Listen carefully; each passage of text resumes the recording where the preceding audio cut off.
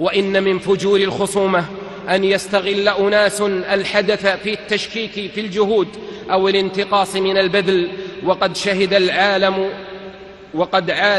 شهد العالم من عظيم البذل وفائق العطاء والذي يقدم لضيوف الله وقاصدي حرميه من لدن ساكني بلاد الحرمين أفرادا ومؤسسات.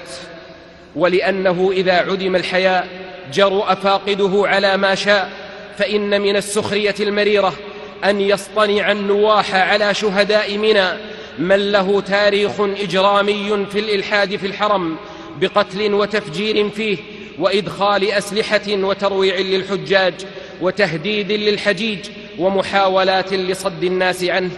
ومن عجائب متصنع البكاء على أرواح المسلمين ومظهر الحرص على دمائهم أنهم هم الذين يبعثون عشرات الميليشيات في العراق وفي اليمن وسوريا لقتل مئات الألوف من المسلمين وتهجير الملايين ولتخزين المستودعات الضخمة للأسلحة في كثير من بلاد المسلمين، وهم الذين يغرسون الكراهية في نفوس المخدوعين بهم وتلقينهم شعارات تتوعد بالذبح 3 أرباع المسلمين.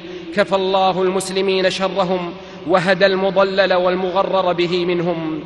فلأولئك الراقصين على الجراح وهم أشد ما يكونون فرحا لوقوعها لقد سقطت ورقة التقية وحزم المتشكك فيكم أمره، وبان الصبح لكل ذي عينين، وميز الله في نفوس كثيرين الحق من الباطل والعدو من الصديق. وإنها لصرخات اليائس وهمهمة المفضوح، فما زادتكم الأيام إلا فضحا ولا الحوادث إلا قرحا. وأبشروا بما يسر المسلمين ويسوءكم ويكشف الغمة عن العرب والمسلمين ويكبتكم.